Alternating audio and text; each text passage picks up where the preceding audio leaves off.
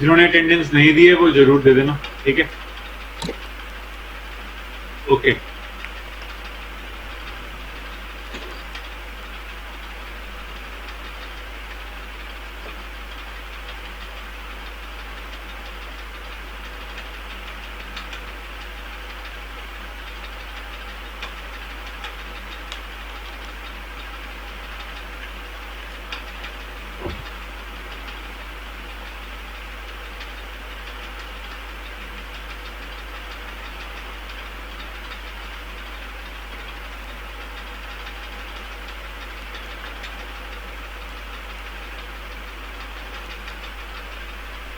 कीमोजेनी, अभी तक जो भी पढ़ा उसको 3 पॉइंट्स में समराइज करने का तरीका कि कीमोजेनी यानी कि जो केमिकल कंपाउंड्स बने। अब केमिकल कंपाउंड्स जैसे बने, आपको पता है कि on the primitive earth the source of energy was volcanic eruptions, UV rays, lightning, thundering, I mean those were the energy sources. और आप सब जानते हो कि जितने भी गैसेस थे, methane, ammonia, hydrogen, nitrogen, all will be dissolved in the water. जो प्रिमिटिव ओशन बना, डिस्कस हुआ था, जो प्रिमिटिव ओशन बना जिसको हॉट डाइल्यूट सूप कहा था हेल्डेन ने, उस प्रिमिटिव ओशन की अगर हम बात करें तो उसमें सारी गैसेस जो हैं वो डिसॉल्व हैं। और अब ये जो एनर्जी मिलेगी उस एनर्जी से केमिकल रिएक्शंस होंगी, और केमिकल रिएक्शंस जो होंगी that will cause the formation of simple organic compounds like if you see sugars, amino acids, और फिर ये अमीनो एसिड्स और शुगर्स आपस में जुड़ गए तो पॉलीसेक्राइड्स, प्रोटीन्स बन गए, ठीक है? और यहाँ पे हमारे पास पहला मैक्रोमोलिक्यूल का जो एक डिबेट चलता है, जो एक बार लास्ट टाइम पे कुछ आज तुमसे डिस्कस भी हो रहा था कि the first macromolecule, I told you कि most of the people they accept that RNA would have been the first macromolecule. क्योंकि RNA can synthesize RNA on its template because RNA का enzymatic property has been discovered, and this was a discovery in 1980s. The ribozyme was discovered by Sek et al. है ना, and ribonuclease P was discovered by Altman et al. ये हमने biomolecules enzyme section में note किया हुआ। तो after the discovery of the RNA being acting like an enzyme, so RNA could form a variety of proteins, and these proteins may have enclosed the RNA along with the sugar, and that would have been the first event for the formation of the metabolic capsule or the cell which we used to say. तो हो सकता है कि पहले RNA ने जो proteins बनाई हो, शुगर्स वगैरह, उस सबने उसको एंक्लोज किया हो और एक मेटाबॉलिक कैप्सूल बनाओ, यानी कि ये शुरुआत हो सकती है सेल के बनने की। चलो आगे देखते हैं क्या हुआ। हुआ तो यही है मोस्टली जो मानते हैं, लेकिन फिर भी थोड़ा सा और आगे देखते हैं कि क्या उसमें फर्दर कॉन्सेप्ट है। नाउ बायोजेनी, पहले तो ऑर्गेनिक कंपाउंड आप बना लेते हो सारे के सारे। ऑर्गेनिक कंपाउंड बनाने के बाद आप सेल्फ रेप्लिकेटिंग बायोमोलिक्यूल्स की डिजाइन करते हो। सेल्फ रेप्लिकेटिंग बायोमोलिक्यूल्स वही जैसे सेल मेटाबॉलिक कैप्सूल बनेगा तो वो डिवाइड कर सकेगा, डिवाइड करना जरूर आना चाहिए, इसी को बोलेंगे बायोजेनी। और जो डिवाइड करेगा तो डेफिनेटली उसमें अगर म्यूटेशन होगा तो फिर वैरायटी बनेगी, डाइवर्सिफिकेशन होगा। डाइवर्सिफिकेशन इज वेरी इंपॉर्टेंट, क्योंकि अगर डिफरेंट लाइफ फॉर्म्स बनाने हैं तो डाइवर्सिफिकेशन का होना बड़ा जरूरी है। डाइवर्सिफिकेशन तभी होगा जब उसमें म्यूटेशन होगा, और म्यूटेशन कराने के लिए हीट रिस्पॉन्सिबल हो सकती है प्रिमिटिव अर्थ के ऊपर। यूवी रेज, ओजोन नहीं थी, आराम नीचे आई थी, ये तो लाइफ होंगी। और जो भी चीज म्यूटेशन कॉज करेगी, म्यूटेशन तो खैर आप सब जानते हो बिकॉज म्यूटेशन आप लोग अभी बॉटनी में भी पढ़ रहे होंगे। तो म्यूटेशन जो है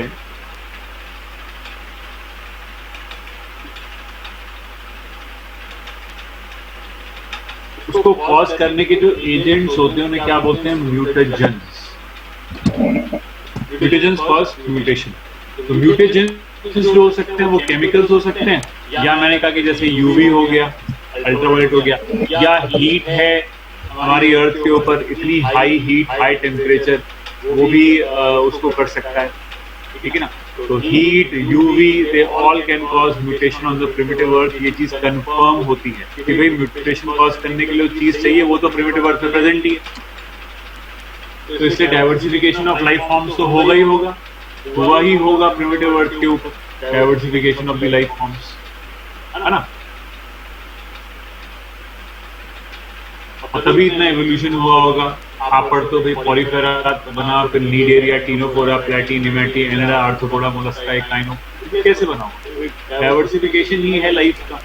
तो स्टार्टिंग हुई होगी किसी न किसी पैटर्न से म्यूटेशन की, इसको बोलते हैं कॉग्नोजेनी।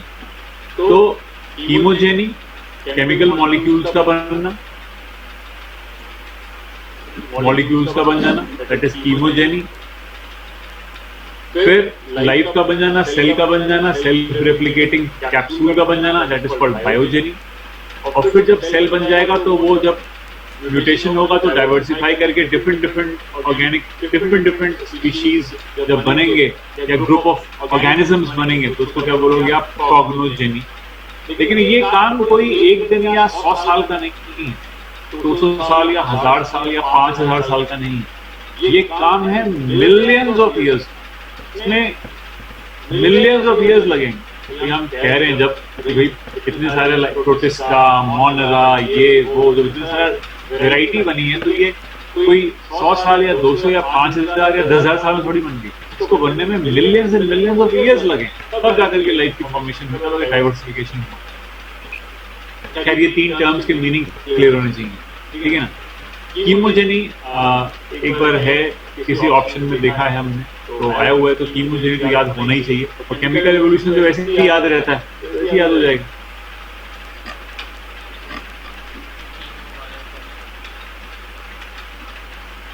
अब लाइफ की, जिंदगी की तो 3 जरूरतें हैं, वो कौन सी हैं? What are the 3 prerequisites of life? तो प्रीरिक्विजिट्स में सबसे पहले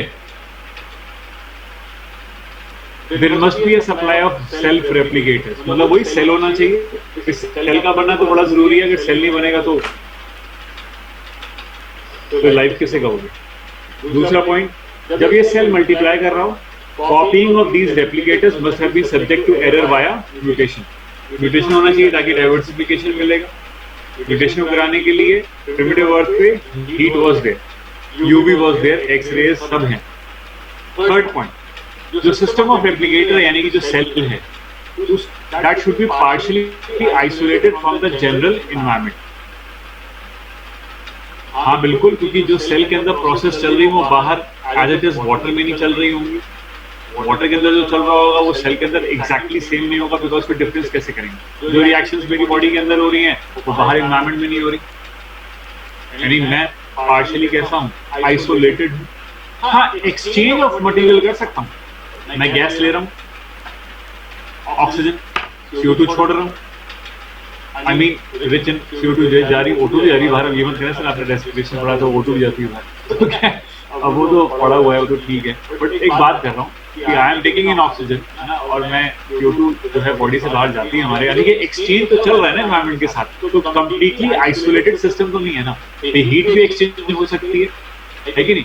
आई मीन टू से दैट कि it should not be completely isolated, it is what partially isolated we are talking about. That replicating system, that cell should be partially isolated. We should have a supply of energy. Energy होनी चाहिए, हाँ बिल्कुल होनी चाहिए भाई। अब जिंदा रहना है, मेटाबॉलिज्म है तो एनर्जी तो होगी ना। अब exothermic reactions, endothermic reactions cell के अंदर होती हैं, तो एनर्जी चाहिए हमें रिएक्शंस को कैरी आउट करने के लिए। आप जानते हो for every reaction we need what? Activation energy. Activation energy का सप्लाई तो सेल के पास होना ही चाहिए। तो ये 3 जरूरतें हैं जिंदगी की यानी कि सेल की, तो ये होंगी डेफिनेटली।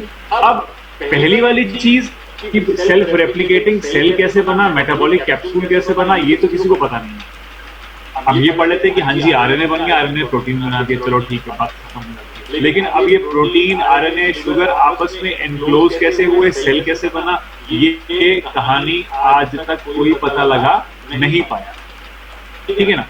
सेकेंड पॉइंट जो है म्यूटेशन वाला, ये तो सभी को पता है कि हाँ भाई हाई टेम्परेचर है, यूवी है, तो म्यूटेशन तो हुआ ही होगा। अब जो थर्ड पॉइंट है partial isolation from the general environment, इसको प्रूव करने के लिए या इसको चेक करने के लिए ओपैरन ने देखा कि क्या ऐसा कोई स्ट्रक्चर बन सकता है जो जिसका इंटरनल एनवायरमेंट एक्सटर्नल एनवायरमेंट से डिफरेंट हो। क्या ऐसा हो सकता है? क्योंकि मैं ही बोल रहा हूं, मैं मतलब ओपैरन कह रहा है कि भाई पानी के अंदर प्रिमिटिव अर्थ में ऑर्गेनिक कंपाउंड्स बने, प्रोटीन बना, शुगर बना, न्यूक्लिक एसिड बना, ठीक है ना, इतना तो बोल दिया। अब ये आपस में जुड़ के सेल बने होंगे, तो अब ये बने होंगे बोला है ना, या बने, तो बने होंगे के लिए चेक किया अपनी लैब में कि क्या ये प्रोटीन शुगर आपस में एग्रीगेट करके कोई ऐसा एनवायरनमेंट क्रिएट करते हैं जो पार्शियली आइसोलेटेड हो फ्रॉम द एक्सटर्नल एनवायरनमेंट। तो चेक करने के लिए ओपैरन ने एक काम किया, अपनी लैब में बनाई कुछ स्ट्रक्चर्स। जैसे भाई उसने बोला कि पानी के अंदर शुगर बना, प्रोटीन बना, तो ठीक है, मेरे पास भी घर में पानी है भाई, मैंने भी शुगर डाल दी, उसमें प्रोटीन डाल दी, चम्मच से घुमा दिया, देखो क्या एग्रीगेट बनता है, तो कुछ बनता है। ओपैरन को खैर एग्रीगेट्स, हाँ बन जाएंगे, एग्रीगेट तो बन जाएंगे। एग्रीगेट बने, उन एग्रीगेट को नाम दिया गया है कोसरवेट्स। अब आपको पढ़ा रहा हूं मैं प्रोटोबायोन्ट्स। Now we are studying protobions. Okay, तो प्रोटोबायोन्ट्स क्या है? Protobionts are artificial aggregates of organic compounds.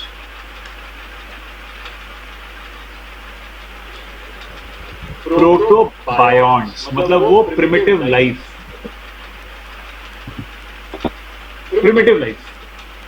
प्रोटोबायोन्ट्स। ये बस चेक करने के लिए कि ऐसे हुआ होगा, कन्फर्मेशन किसी चीज का नहीं, ठीक है ना। प्रोटोबायोन्ट्स बने होंगे प्रिमिटिव अर्थ के ऊपर। प्रोटोबायोन्ट्स को बनाया कैसे? ओपैरन ने अपने घर पे कोशिश करी, लेकिन आर्टिफिशियल वर्ड याद करना है कि ये प्रोटोबायोन्ट्स क्या है, these are artificial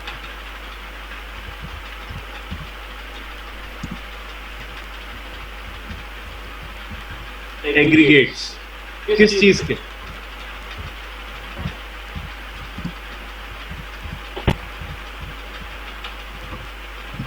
artificial aggregates of organic compounds. Artificial aggregates of the organic compounds. Organic compounds मतलब प्रोटीन, पॉलीसेकेराइड्स वगैरह। और इसमें ओपैरन की जो कोशिश है, ओपैरन क्रिएटेड व्हाट? कोसरवेट्स। ओपैरन ने कोसरवेट्स बनाया। और एक बंदा और था,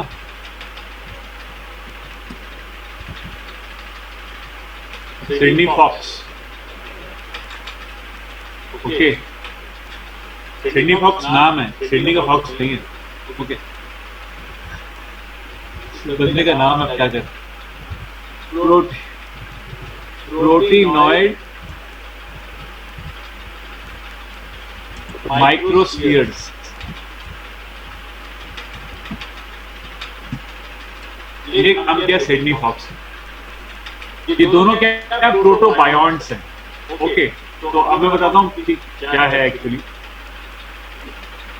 ओपैरन ने जो कोसरवेट बनाया, मैं बताया कि उसने क्या किया, प्रोटीन लिया, पॉलीसेकेराइड लिया और पानी में घोल दिया। प्रोटीन पॉलीसेकेराइड को पानी में घोल दिया, प्रोटीन पॉलीसेकेराइड आपस में एग्रीगेट कर गए, और एग्रीगेट करने के बाद जो चीज बनी उसको क्या बोल रहे हो आप लोग? कोसरवेट्स। ठीक है, इस कोसरवेट के अंदर प्रोटीन है, पॉलीसेकेराइड है, पानी है, डेफिनेटली वही पानी में घोला। और चेक क्या किया कि क्या ये कोसरवेट कुछ एब्जॉर्ब कर सकते हैं या एनवायरनमेंट में रिलीज कर सकते हैं?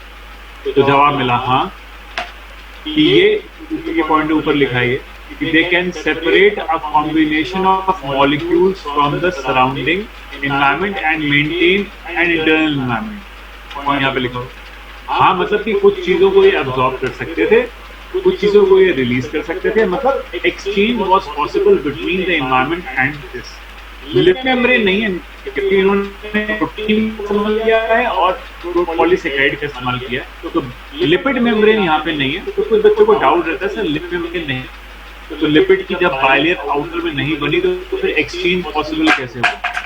तो मैं ये बताना चाहूंगा कि जरूरी नहीं कि मेम्ब्रेन लिपिड की हो तभी एक्सचेंज पॉसिबल हो सकता है। आप मुझे बताओ कि लिपिड के अंदर लिपिड बाइलेयर जो होता है उसमें एक्सचेंज कराने के लिए कौन हेल्प करता है? प्रोटीन्स ही तो हेल्प करते हैं, चैनल प्रोटीन्स यही तो हेल्प करते हैं। तो इसका मतलब अगर प्रोटीन की आउटर लेयर भी रहेगी तो एक्सचेंज तो पॉसिबल है, because proteins are responsible for the transport. तो इसलिए ट्रांसपोर्ट तो था, transport was possible, things can be taken in, things can be given out, exchange was being observe.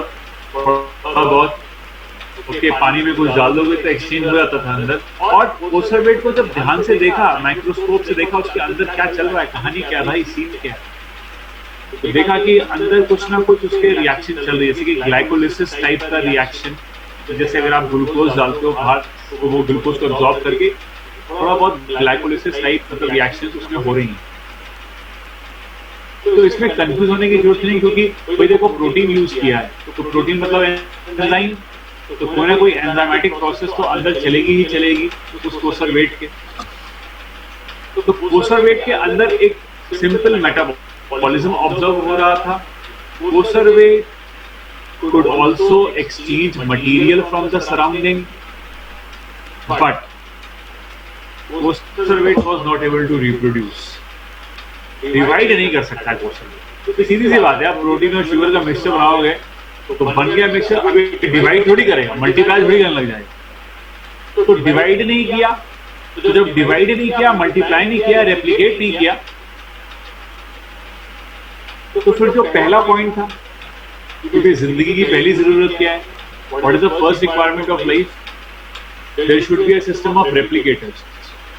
तो वो चीज तो पूरी नहीं हुई, वो चीज तो कंप्लीट नहीं हुई,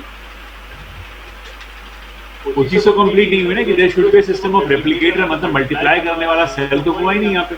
तो इससे coacervates are not the probable precursor. देखो यहाँ पे पॉइंट रखना कि as these coacervates do not have lipid outer membrane and cannot reproduce, they fail to fulfill the requirement as a candidate of probable precursors of life। इनके पास lipid outer membrane नहीं थी।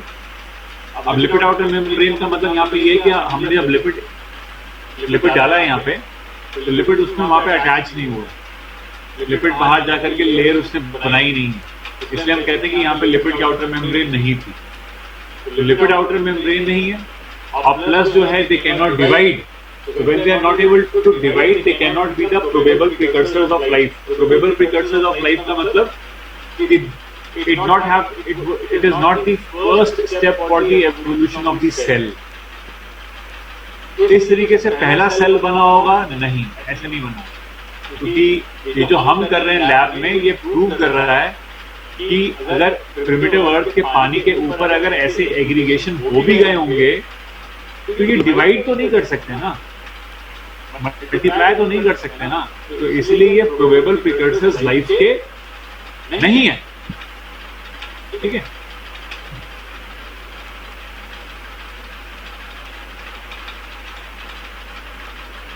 तो Sydney fox आए, उन्होंने कहा यार तुमने protein use किया, चीनी यूज कर दी, मैं ऐसे करता हूं कि देखो पैरेंट ने तो पॉलीमर यूज किया, protein is a polymer, polysaccharide is a polymer, तो क्या यूज किया इसने, पॉलीमर यूज किया।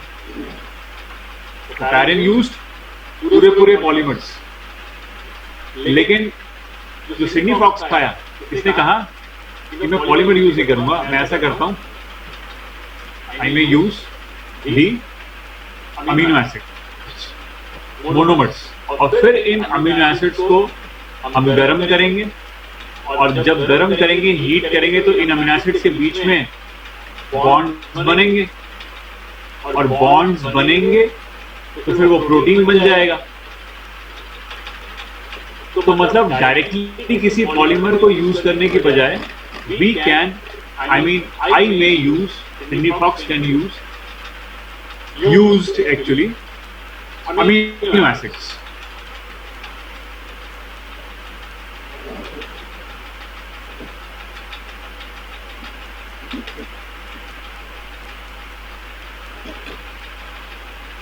ठीक है, okay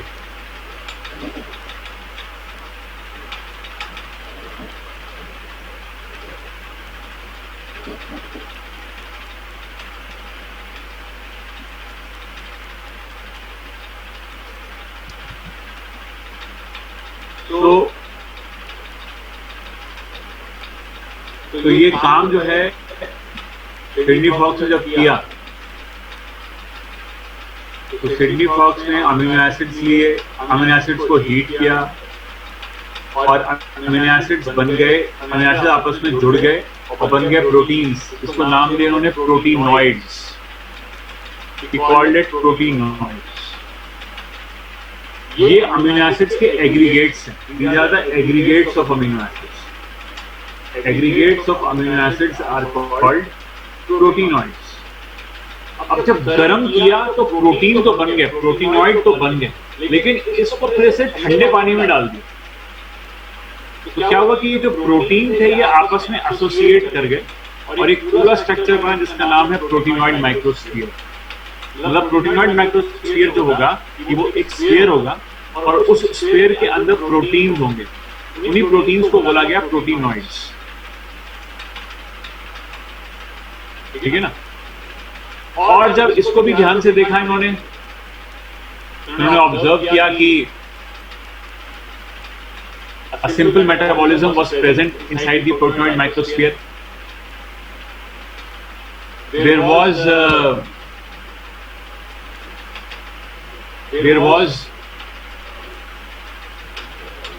also a kind of budding or division observed in the proteinoid microspheres. थोड़ा डिवीजन भी ऑब्जर्व हुआ है, मतलब ये डिवाइड कर सकते थे, बड़ी ताज्जुब की बात। लेकिन अब ये नहीं सोचेंगे कि बहुत एफिशिएंट रिप्रोडक्शन यहाँ पे है। नहीं, इतना एफिशिएंटली रिप्रोडक्शन नहीं है। ठीक है, a simple form of a slight form of budding was being observe.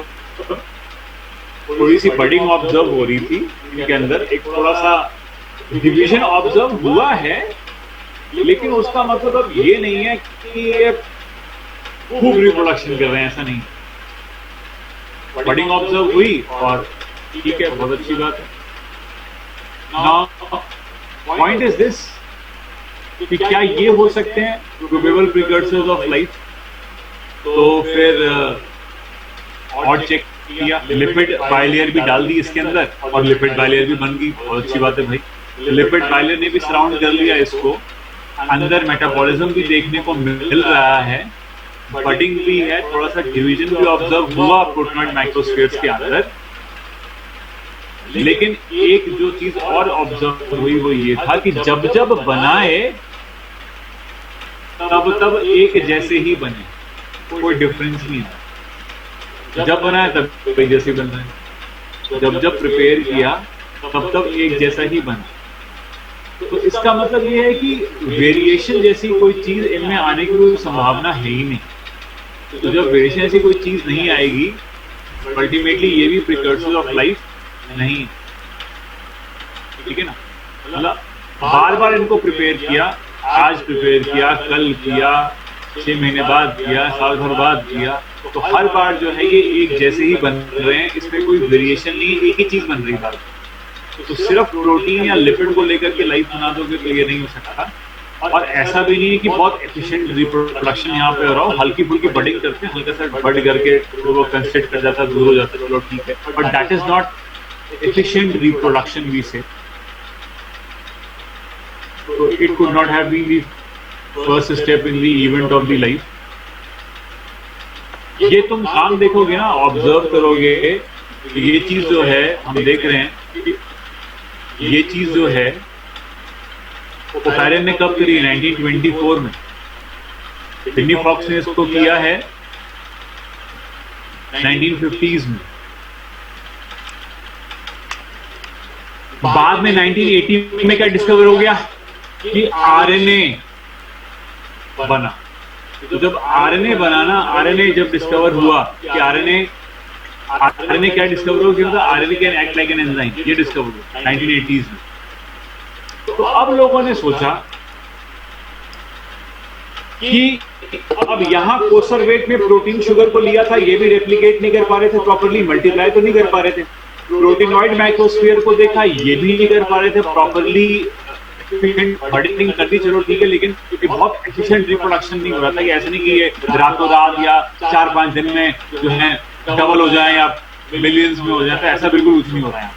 पहले बता दो तो फिर क्या हो सकता है, फिर कैसे पहला स्टेप जो है कि replicating molecule, replicating metabolic capsule बना होगा, ये पहला स्टेप कैसे पूरा हुआ? बड़ी ताज्जुब की बात है कि पहले स्टेप को ही प्रूव नहीं कर पा रहे, पहले पॉइंट को प्रूव नहीं कर पा रहे कि रेप्लिकेटिंग कैप्सूल कैसे बना होगा। जब 1980s में डिस्कवरी हो गई कि RNA can act like an enzyme, वही मैंने कहा ना, it can form proteins, it can form another RNA.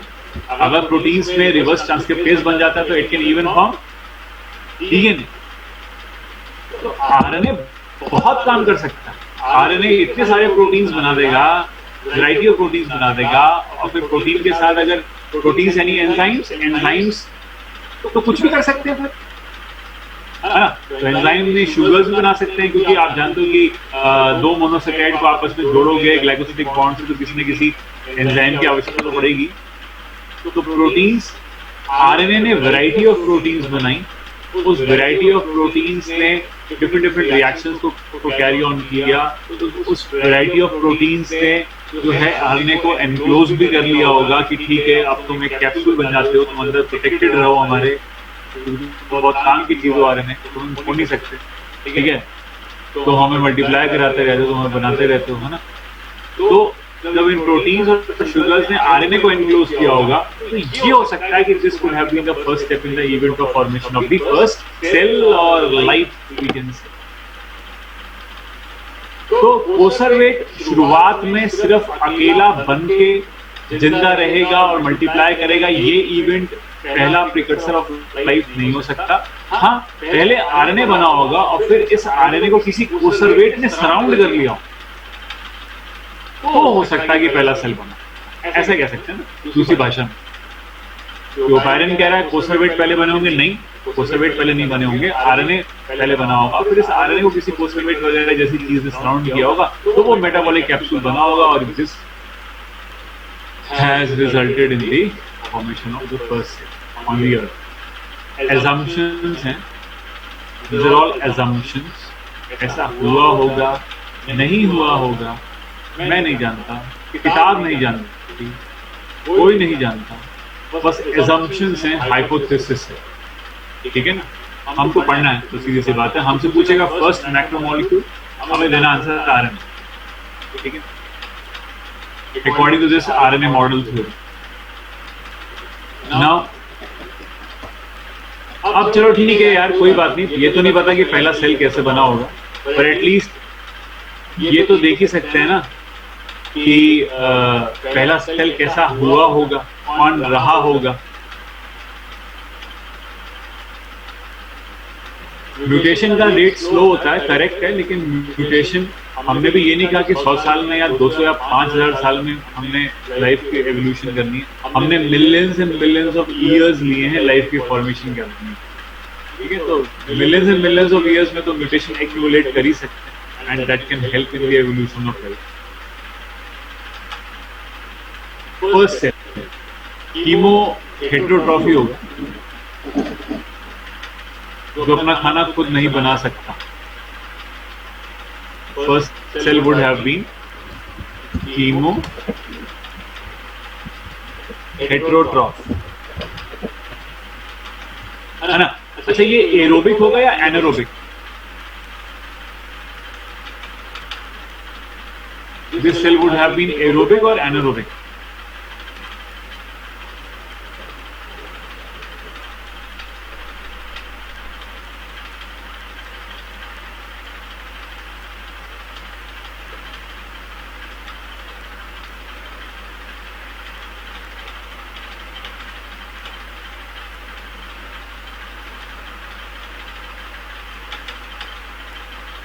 Anaerobic, good.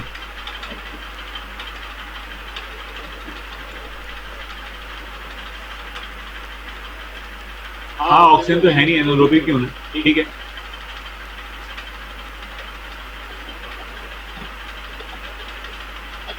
Anaerobic, correct. अच्छा, और ठीक है, ये अपना खाना खुद नहीं बना सकते, खाना खाएंगे मेरा मतलब कि जो भी ऑर्गेनिक मॉलिक्यूल पानी के अंदर बनेंगे बाई चांस उन्हीं को एब्जॉर्ब करके एनर्जी लेंगे, और तो कुछ है नहीं इनके पास। अब कीमो हेटरोट्रॉफ ने सोचा कि चलो यार बहुत हो गया केमिकल एब्जॉर्ब करते हुए, इतना केमिकल पानी में बनेगा, हमें उस पर रिलाई करना पड़ता है ना। अगर हम केपेबल हैं तो हम भीख क्यों मांगे, हम अपना खाना खुद ही बना लेते, तो हमारे हाथ पैर सलामत है तो हम भीख क्यों मांगे, हम काम कर लेते हैं ना। ऐसा करता है कि हम खाना अपना खुद बना लेते हैं। That's good. That should be the spirit. आज अकस्मात मुझे क्लास लेनी पड़ रही है तो तुम लोगों ने खाना खा लिया भाई। वो कीमो ऑटोट्रॉफ, फिर आगे कीमो ऑटोट्रॉफ है ना, तो अपना खाना खुद बनाएंगे, लेकिन खाना खुद बनाने के लिए एनर्जी तो फिर भी चाहिए होगी, तो एनर्जी के लिए कुछ कंपाउंड्स को अब्सॉर्ब करना पड़ेगा, जैसे कि मान लो हाइड्रोजन सल्फाइड वगैरह, सल्फर बैक्टीरिया, आयरन बैक्टीरिया, आप सब जानते हैं है ना, तो वो सब। अच्छा, ये कीमो ऑटोट्रॉफ जो होंगे ये एरोबिक होंगे या anaerobic?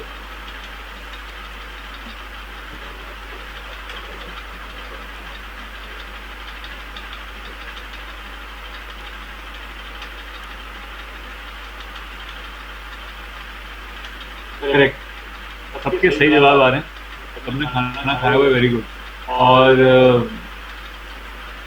Anaerobic is the answer, correct. Anaerobic ही होगा बिकॉज अभी तो ऑक्सीजन आएगी नहीं ना, तो ऑक्सीजन नहीं आएगी, समझ रहे हैं आप लोग इतना, तो दैट्स गुड। तो अब कीमो ऑटोट्रॉफ ने सोचा यार एक बात बताओ, एनर्जी बनाने के लिए फिर से इन कंपाउंड्स पे कुछ ना कुछ इनऑर्गेनिक कंपाउंड्स तो लेने ही पड़ जाते हैं ना आसपास के एनवायरमेंट से, तो फिर भी मांगनी पड़ती है एनर्जी के लिए।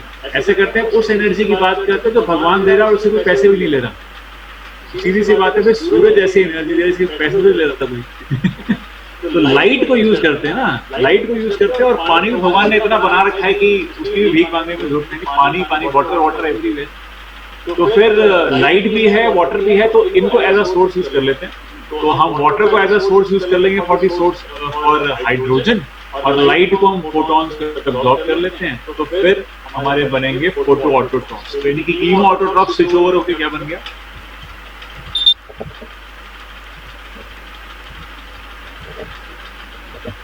Photo autotrophs. ठीक है, तो अब इनिशियली फोटो ऑटोट्रॉफ में एक बात बस, एक इनिशियली बस आपको बताना चाहता हूँ, यहाँ तक सबको समझना चाहता हूँ। फोटो ऑटोट्रॉफ ने शुरुआत में हाइड्रोजन के लिए हाइड्रोजन सल्फाइड का प्रयोग किया, वाटर का प्रयोग नहीं किया। वाटर के प्रयोग करने वाले फोटोट्रॉफ थोड़ा बाद में आए, थोड़ा बाद में। इनिशियली जो फोटो ऑटोट्रॉफ आया था उसने हाइड्रोजन के लिए हाइड्रोजन सल्फाइड का प्रयोग किया था, बाद के फोटो ऑटोट्रॉफ ने हाइड्रोजन के लिए वाटर का इस्तेमाल किया, और जब उसने वाटर का इस्तेमाल किया तब उसने एनवायरमेंट में कुछ लिबरेट किया। क्या लिबरेट करेगा,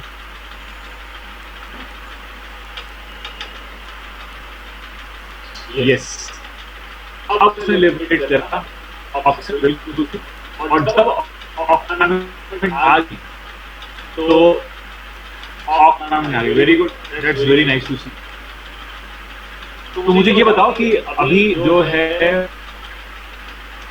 अब हमारा एटमॉस्फेयर हल्का हल्का ऑक्सीडाइजिंग होना शुरू हो जाएगा after origin of photoautotrophs who used water as a source of hydrogen. ये कहना ठीक है सबको? This is correct statement. Now सबसे पहला ऑर्गेनिज्म जिसने ऑक्सीजन रिलीज करी एनवायरमेंट में कौन रहा होगा, कौन है वो?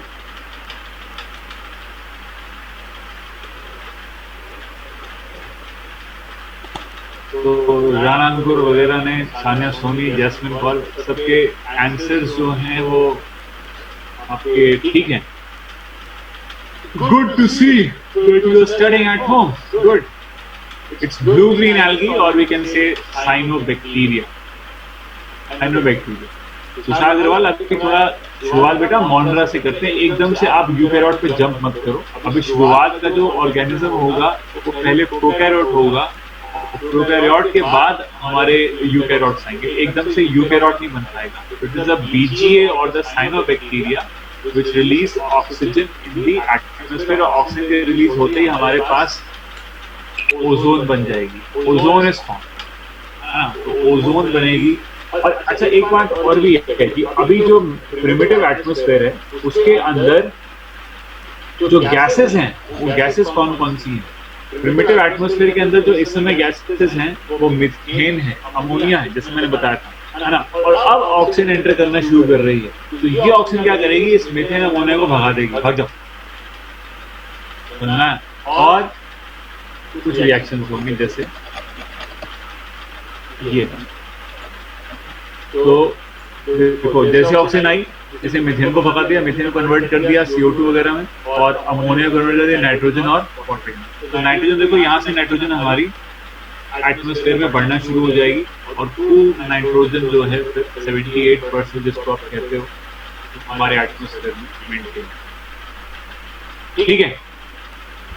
तो यस, अब O2 ने ओजोन बना दिया, ओजोन वाज फॉर्म,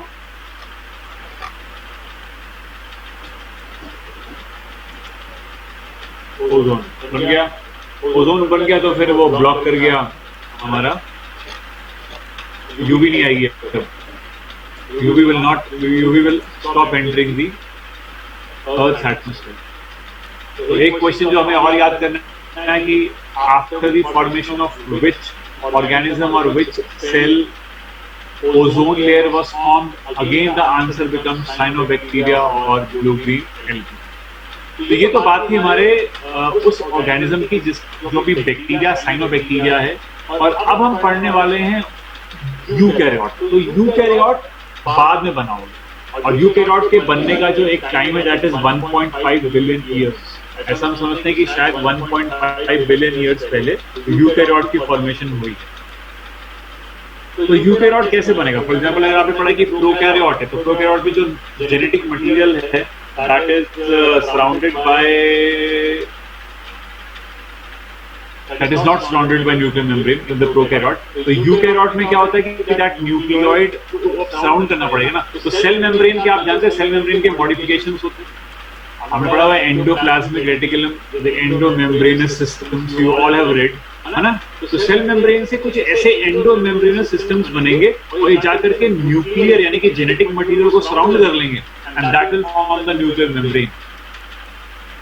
और ऐसा होने पर सेल मेम्ब्रेन की ही वजह से, सेल मेम्ब्रेन के ये एंडोमेम्ब्रेनस सिस्टम जो बने, इन्होंने क्या किया कि दे formed the nuclear membrane, nuclear membrane की फॉर्मेशन हो गई,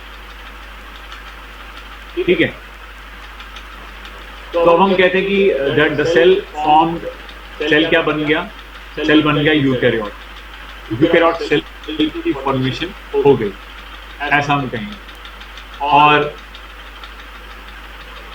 और भी कुछ अगर देखें इसके लिए, तो जैसे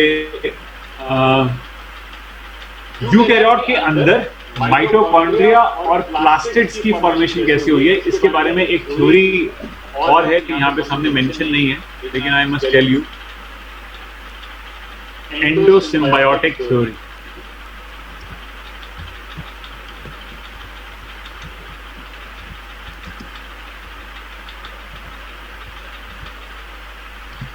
एंडोसिम्बायोटिक थ्योरी क्या होता है?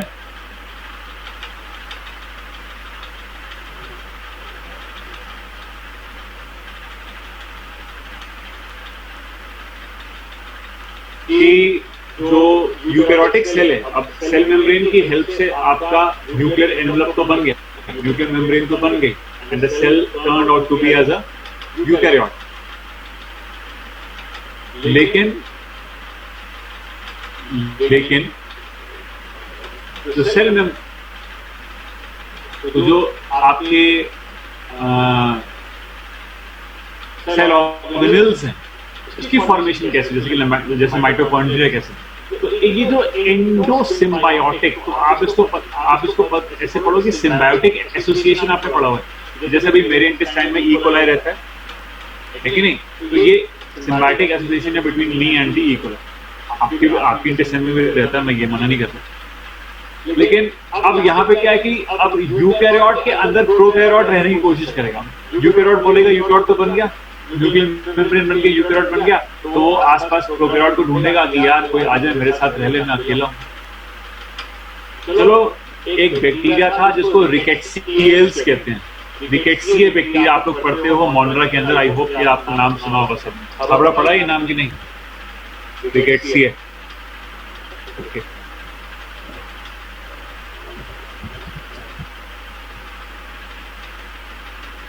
तो रिकेट्सियल्स जो बैक्टीरिया है, प्रोकैरियोट है, ये आ गया उसके अंदर, उसने उसको अंदर अपने एंगल्फ कर लिया और अपने साथ रख लिया कि तुम यहाँ मेरे साथ रहो, बैक्टीरिया प्रोकैरियोट। और फिर वो क्या बन गया? माइटोकॉन्ड्रिया। और साइनोबैक्टीरिया जब उसने अपने पास रख लिया यूकैरियोट ने, तो वो बन गया प्लास्टिड क्लोरोप्लास्ट। तो साइनोबैक्टीरिया से बन गया प्लास्टिड क्लोरोप्लास्ट। यूकैरियोट के अंदर यूकैरियोट ने रख लिया अपने साइनोबैक्टीरिया को अपने पास रख लिया कि तू आजा मेरे पास खाना बनाना, क्लोरोप्लास्ट, है ना। और तू बाहर अकेला क्या करेगा, खाना बना के किसको खिलाएगा? मुझे खिला।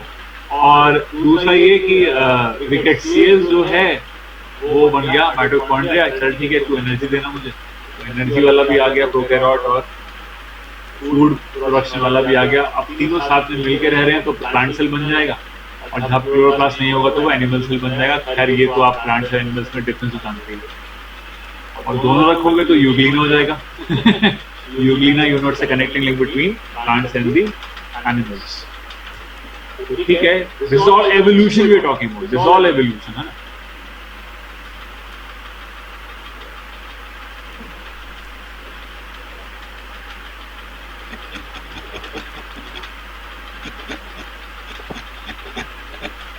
एनसीईआरटी का एक पॉइंट है जो मैं डिस्कस कर रहा था आपके साथ, कि जैसे मैंने बोला कि पहला सेल कैसे बना होगा ये तो कोई नहीं जानता, और एनसीईआरटी ने भी कह दिया, we have no idea how about how the first replicating metabolic capsule of life arose। इनको कोई आइडिया नहीं है। खैर आइडिया तो मुझे भी नहीं है, आइडिया तो किताब वालों को भी, इसी किताबें, लेकिन उसको भी नहीं है। पहला सेल कैसे बना भाई, किसको आइडिया नहीं है। वो तो अब कह सकते हैं कि भगवान जानता होगा, लेकिन फिर वही बात है कि साइंटिस्ट कहते हैं कि भगवान में बिलीव नहीं करते। खैर अपनी अपनी स्टोरीज हैं, छोड़ो, but we have no idea, तो we have also no idea. Okay, कैसे मेटाबॉलिक कैप्सूल बना। हाँ, लेकिन ये कह सकते हैं कि जो पहला सेल बना होगा, जो non cellular form of life है, उसका कुछ टाइम बता सकते हैं थोड़ा सा जज करके। The first non seller forms of life, non seller forms of life का मतलब organic compounds like RNA, protein, polysaccharide, ये सारे नॉन सेलर ही हैं अभी, तो इनको तो आप लिविंग नहीं कह सकते ना। An organic compound can not be called as living, it is a non cellular form of life. या आप अगर वायरसेस को भी बोलोगे तो viruses are also non cellular. तो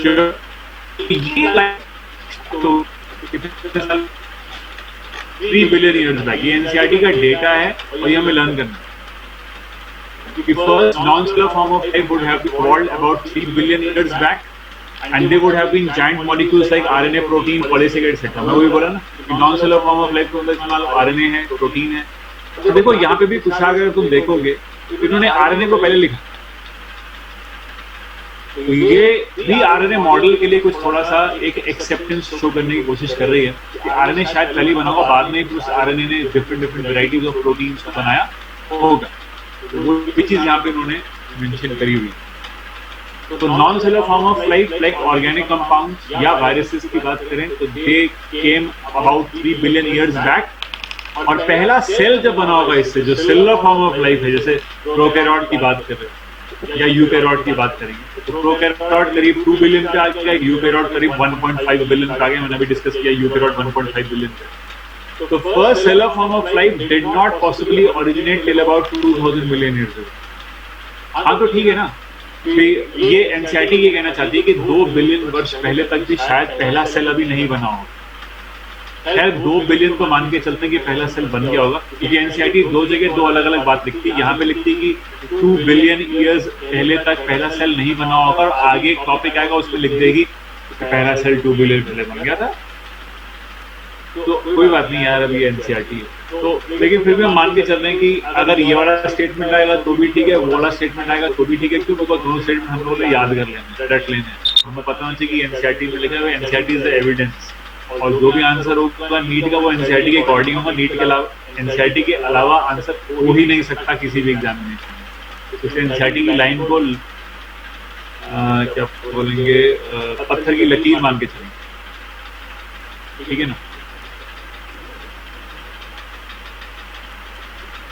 तो ये तो मान ही लेते हैं कि पहली जो लाइफ है वो नॉन लिविंग मॉलिक्यूल से ही बनी है, इसको केमिकल एवोल्यूशन कहते हैं। ये बात तो हम एक्सेप्ट कर ही लेते हैं कि हाँ जी ये बिल्कुल सही है कि नॉन लिविंग ऑर्गेनिक मॉलिक्यूल्स के जुड़ने से ही पहला सेल बना है। लेकिन जब पहला सेल बन गया है तो फिर उस सेल ने सेल को बनाया है। तो जब मैं इस थ्योरी की पूरी बात कर रहा था तो मैंने बताया था आपको कि it is primary A biogenesis and secondary biogenesis. This is the first part of the theory. This is the first part of the chapter.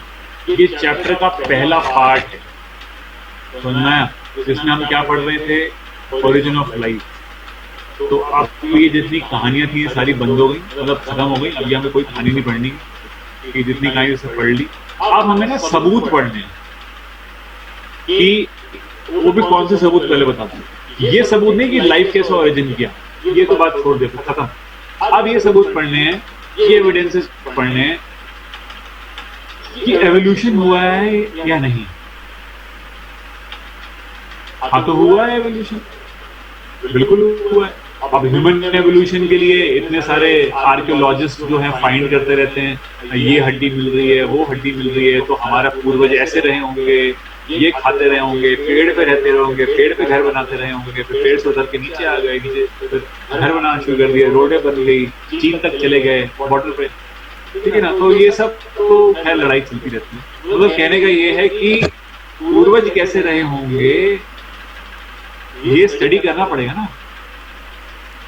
तो अलग अलग एविडेंसेस पढ़ने पड़ेंगे कि किस ऑर्गेनिज्म में, किस ग्रुप ऑफ ऑर्गेनिज्म में, किस ग्रुप ऑफ एनिमल में या किस ग्रुप ऑफ प्लांट में एवोल्यूशन कैसे कैसे हुआ है, पहले कौन से प्लांट थे, अब कौन से प्लांट हैं, तो वो सब स्टडी करना पड़ेगा। इस चैप्टर का सेकंड फेज ये है, पहला फेज खत्म हो गया चैप्टर का, सेकंड फेज शुरू हो रहा है, that is evidences of evolution. इसके बाद एक थर्ड फेज आएगा, उसमें हम थ्योरीज ऑफ एवोल्यूशन पढ़ते हैं, डार्विनिज्म, लैमार्किज्म वगैरह वगैरह। फिर एक फोर्थ फेज आएगा चैप्टर का, उसमें हम पढ़ेंगे ह्यूमन एवोल्यूशन। 4 फेज है चैप्टर के, तो बस 4 फेज के बाद खत्म। अब भी दूसरा शुरू किया है, स्टार्टिंग सेकंड आई स्टार्टेड। कोई नहीं, इंटरेस्टिंग चैप्टर कहानी है, बस सुनते रहो। और ज्यादा खाना खा के मत बैठना चैप्टर को पढ़ने के लिए, जब मैं पढ़ाऊँ तो नींद आती है, तो ईट लेस, ठीक है ना। तो गुड, फल यू शुड, है ना। तो ध्यान रखो। तो वैसे भी इट्स लॉकडाउन, सो सीढ़ी वीढ़ी चढ़ नहीं पड़े हम लोग ना इंस्टीट्यूट में। तो सबसे पहला एविडेंस हम लोग ले रहे हैं फॉसिल्स, पैलेटोलॉजिकल एविडेंसेस। और पैलेटोलॉजी का मतलब होता है स्टडी ऑफ फॉसिल्स, ठीक है। और फॉसिल्स की डेफिनेशन पूछेगा तो आपने बस ये कहना कि fossils are remains of the dead plants and animals which were buried under the earth millions and millions of years ago. That's it, एक फॉसिल। और फॉसिल कहाँ मिलते हैं, कौन से रॉक्स में मिलते हैं, तो आप बोलोगे सेडिमेंट्री रॉक्स में मिलते हैं। Fossils are found in sedimentary rocks, okay. तो fossils are found in sedimentary rocks. और जान के खुशी होगी कि खुशी क्या होगी, मतलब फैक्ट है कि who is the father of palaeontology, बता सकता है फादर ऑफ पैलेंटोलॉजी?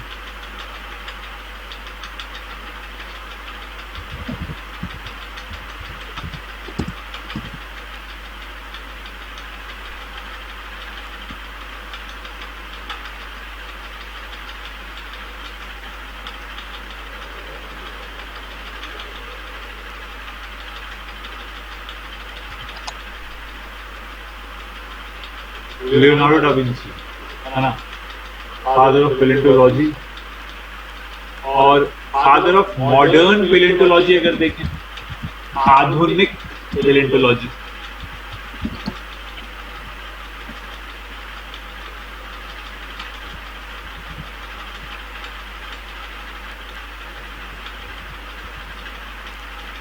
हाँ, तो बिल्कुल स्वतंत्र ने बिल्कुल सही जवाब दिया। Good to see, good to hear that. It is Cuvier. Cuvier, Cuvier कुछ याद है? क्यूवियर के लिए हमने क्या पढ़ा था? क्यूवियर के लिए कुछ पढ़ा था क्या हमने? हाँ, चारुलता ने बिल्कुल सही आंसर दिया। चारुलता इज वेरी एक्टिव और हर बार मैं जब पूछता हूँ तो she is there to answer. It's good.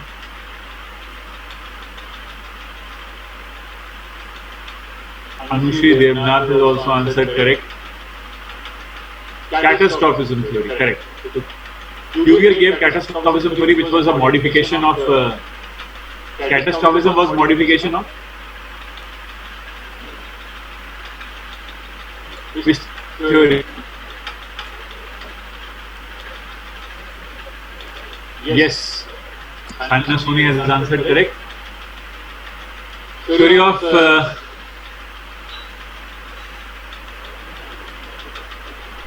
Special creation, the modification.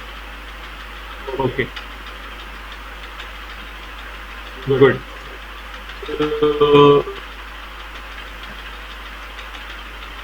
एक सपोज अगर हमसे कहा जाए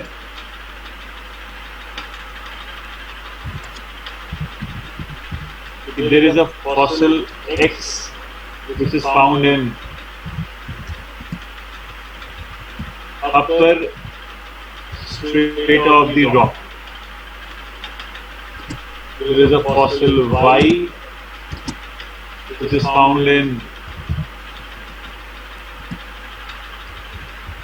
lower strata of the rock.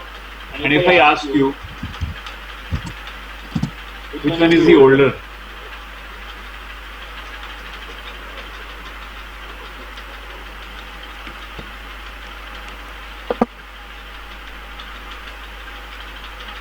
Question कर लिया क्या तुम?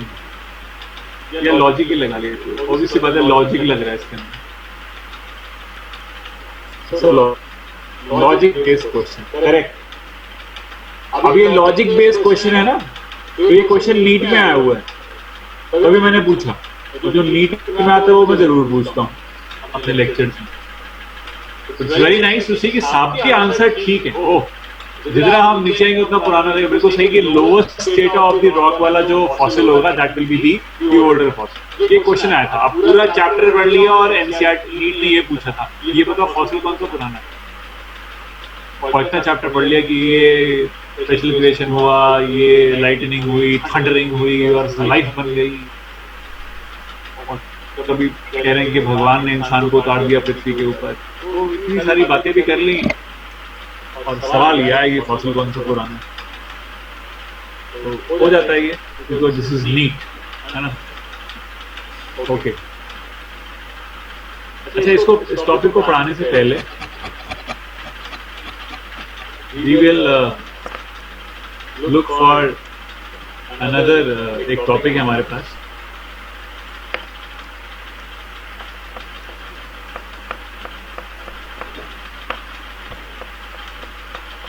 It's geological time scale. Geological time scale. Geology is the study of history of Earth. Study of the history of Earth is called geology. Geological time scale. ठीक है? तो history of अर्थ को हम study कर रहे हैं। तो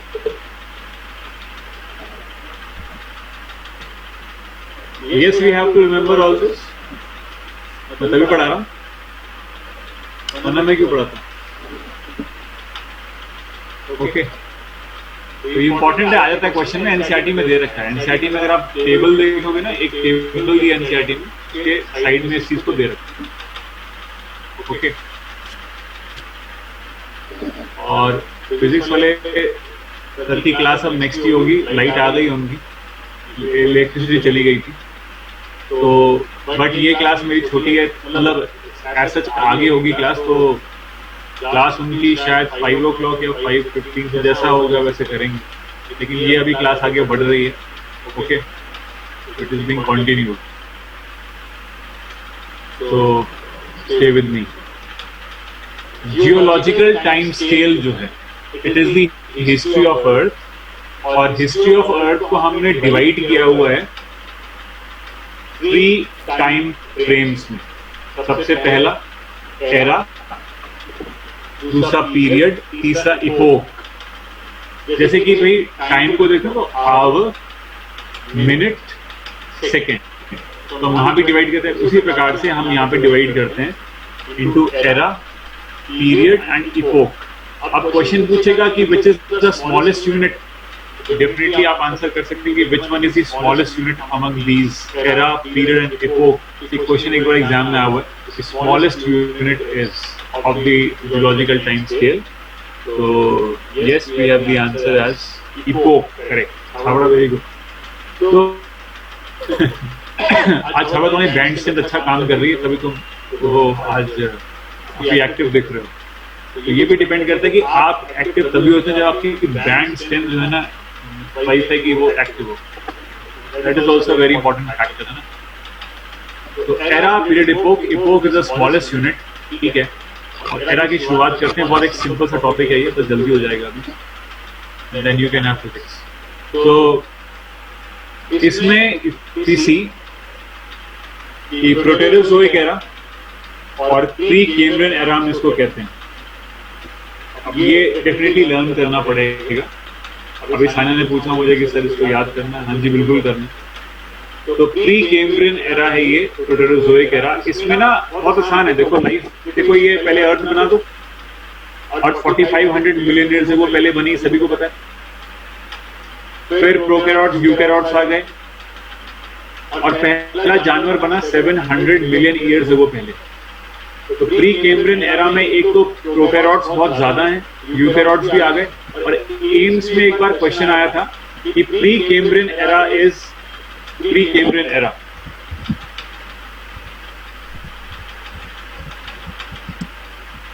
प्री कैम्ब्रियन एरा जो है, this is era of prokaryotic microbes.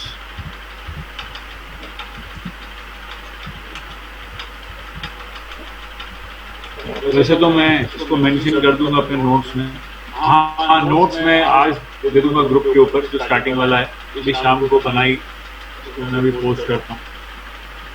तो ये खैर प्री कैम्ब्रियन एरा से एरा ऑफ प्रोकैरियोटिक माइक्रोब्स, ठीक है। और पहला जानवर बना 7, ये याद कर लो, फर्स्ट एनिमल का एवोल्यूशन ओरिजिन का हुआ है 700 मिलियन ईयर से वो पहले। कोई मुझे बता सकता है पहला एनिमल कौन है? पहला एनिमल कौन था? First animal on the earth, first animal on the earth.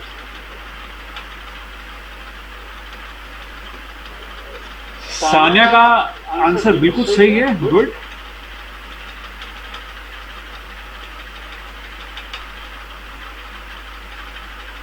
Correct है, सिर्फ एक जवाब है? अरे कोई जवाब देता, हाँ कोई डायनासोर लिखो, कोई छिपकली लिखो, कोई बर्ड लिख दो। वैसे एक आंसर आ गया डायनासोर्स तो सेम है डायनासोर। अच्छा अब देखो यहाँ पे कितना कंफ्यूजन रहता है कि पहला एनिमल कौन था। अब तुमसे अगर कोई पूछे कि तुमने पहला फाइलम कौन सा पढ़ा था, अंकुर को इतना सोच रहे हो तुमने पहला फाइलम कौन सा पढ़ा था, क्या वो पहला एनिमल नहीं होना चाहिए? तो इसमें देखो ये लॉजिक है, अब लॉजिक है, यहाँ पे लर्न नहीं करना, ठीक है ना। तो Porifera sponges first animals on the अर्थ। अब डायनासोर कैसे हो जाएगा, वो तो रेप्टाइल है, वो तो आगे बहुत आगे, वो तो वर्टिब्रेट है, तो डायनासोर लिख दोगे। और अमीबा भी नहीं हो सकता because amoeba is not animal, amoeba is a protista. Amoeba is a protista, amoeba कोई एनिमल थोड़ी है। एनिमल बोला मैंने, एनिमल। अरे प्रोटिस्टा होना हो तो तुम्हें यहाँ पे ये लिख तो दिया उन्होंने, यूकैरियोटिक फॉसिल्स आ गए, यूकैरियोट्स आ गए। जब यूकैरियोट्स आ गए तो फिर यहाँ पे आगे पहला एनिमल क्यों लिखा फिर उन्होंने? एनिमल अलग होता है ना, प्रोटिस्टा अलग होता है, किंगडम पढ़ते हो। चलो पहला जानवर स्पॉन्जेस कब आया? 700 मिलियन ईयर्स अगो पहले, ठीक है, गुड, शाबाश। आगे बढ़ते हैं। अगला हमारे पास जो era, that is the Paleozoic era. इसको एरा ऑफ एंशिएंट लाइफ भी कहते हैं। और इसमें शुरुआत करते हैं हम लोग नीचे से ऊपर जा रहे हैं। नीचे से ऊपर जाने का मतलब ये है हमारे पास कि हम we are moving from earliest to the recent, सबसे पुराने से नए की ओर जा रहे हैं। तो इसमें कौन कौन से पीरियड्स हैं? Cambrian, Ordovician, Silurian, Devonian, Carboniferous, Permian. ठीक है, तो Cambrian, Ordovician, Silurian, Devonian, Carboniferous, Permian. तो अब इसको तुम्हें सीक्वेंस में लर्न करना पड़ेगा। You have to learn it in sequence कि first is Cambrian, then Ordovician, Silurian, Devonian. अब इसके तुम गाना बनाओ, कुछ भी करो, उसको याद करो। अब कैम्ब्रियन ना तुम बना सकते, pal you are a good composer, तो यू कैन जस्ट। तो कैम्ब्रियन से पहले हमारे पास है प्री कैम्ब्रियन। जैसे ये प्री कैम्ब्रियन पे आ रहा था, ये प्री कैम्ब्रियन जो आ रहा था ये इसलिए आएगी क्योंकि प्री कैम्ब्रियन, उसके बाद बना है कैम्ब्रियन। तो कैम्ब्रियन से पहले प्री कैम्ब्रियन हो गया, वैसे भी लर्न हो जाएगा, ठीक है ना। टाइम फ्रेम्स याद करने की हमें ऐसे कभी जरूरत नहीं है, लेकिन मैं तुमको तरीका बता दूंगा टाइम फ्रेम याद करने का। कैम्ब्रियन में क्या हुआ? सारे इन्वर्टिब्रेट आ गए। तो सीधी सी बात है ना, अगर पहला जानवर यहाँ पे आया, पहला जानवर मतलब पॉरीफेरा नीडेरिया, तब यहाँ पे आ गए। तो उसके बाद प्लेटी, निमैटी, एनेरा, आर्थ्रोपोडा, मोलस्का, इकाइनो, हेमिकॉर्डेटा, ये सब के सब यहाँ पे आ गए, यहाँ पे आ गए। मतलब सारे इन्वर्टिब्रेट पाला, मोस्ट ऑफ देम किसमें आ गए? कैम्ब्रियन पीरियड में। उसके बाद ऑर्डोविशियन में, समझो अभी उसको याद करने की, याद बाद में करना, पहले समझ, याद करने के लिए नहीं कह रहा हूँ, मैं सिर्फ समझा रहा हूँ। ऑर्डोविशियन में क्या आएगा? एज ऑफ इन्वर्टिब्रेट लिखते हैं। एज ऑफ इन्वर्टिब्रेट का मतलब इन्वर्टिब्रेटा खूब है, खूब इन्वर्टिब्रेटा। और जब इन्वर्टिब्रेटा आएगा तो आगे वाले ग्रुप का ओरिजिन कर देना। आगे वाला ग्रुप कौन सा है? वर्टिब्रेट। और वर्टिब्रेट में पहले जानवर कौन सा है? जॉलेस स्पीशीज, नाथोस्टोमेटा, है ना। साइक्लोस्टोमेटा जो पढ़ाते हैं, साइक्लोस्टोमेटा वो है हमारा Agnatha, sorry Agnatha, Gnathostomata. Agnatha is Cyclostomata, Gnathostomata jawed वाले।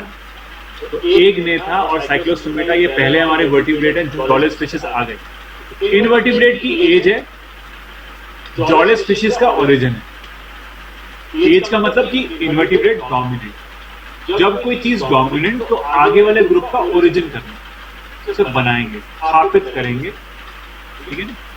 तो जॉलेस फिश आ गई। अब उसके बाद वाले पीरियड में जॉलेस फिश डोमिनेंट हो जाएगी, डाइवर्सिटी मिलेगी खूब।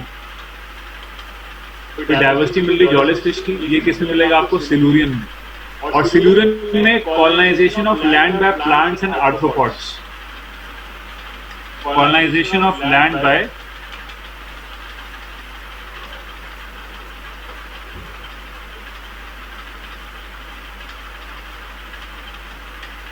colonization of land by plants and arthropods। सुनना है? मतलब मैं बता रहा हूँ, देखो यहाँ पे जितना भी इन्वर्टिब्रेट है सारा पानी के अंदर है। आप ऐसे देख लो, पॉरीफेरा, नीडेरिया, टीनोफोरा, प्लेटी, निमैटी, मोस्टली पानी में, मतलब पानी के बाहर भी थोड़े से, लेकिन कोई बात नहीं। एनिलिडा भी पानी के अंदर है, लेरिस वगैरह, ठीक है ना। आर्थ्रोपोडा में जितना भी क्रस्टेशिया सारा पानी के अंदर है। उसके बाद मोलस्का सारा पानी के अंदर है, इकाइनो सारी पानी के अंदर है, हेमिकोइडा सारा पानी के अंदर है। सब पानी के अंदर ही तो है, सब कुछ पानी के अंदर डेवलप हो रहा है ना। पानी के बाहर कौन आया? पानी के बाहर कुछ आर्थ्रोपॉड्स आ गए यहाँ पे इस टाइम में, सिल्यूरियन में। और ये इंसेक्ट्स हो सकते हैं, उड़ने वाले। तो चलो यार थोड़ा पानी के बाद घूमे, उड़ के आए, देखें पृथ्वी पे उड़ के टिड्डी दल की तरह क्या हो रहा है, कुछ खाएं पिए, मौज मस्ती करें। तो ये कॉलोनाइजेशन जो हुआ लैंड का आर्थ्रोपॉड्स का, वो इस समय हुआ सिल्यूरियन में। और वैस्कुलर प्लांट्स आए। I want to ask you कि वैस्कुलर प्लांट्स में पहला वैस्कुलर प्लांट कौन होगा? थोड़ा सा बॉटनी पढ़ लेते हैं, थोड़ा सा हल्की फुल्की से। पहला वैस्कुलर प्लांट कौन होगा?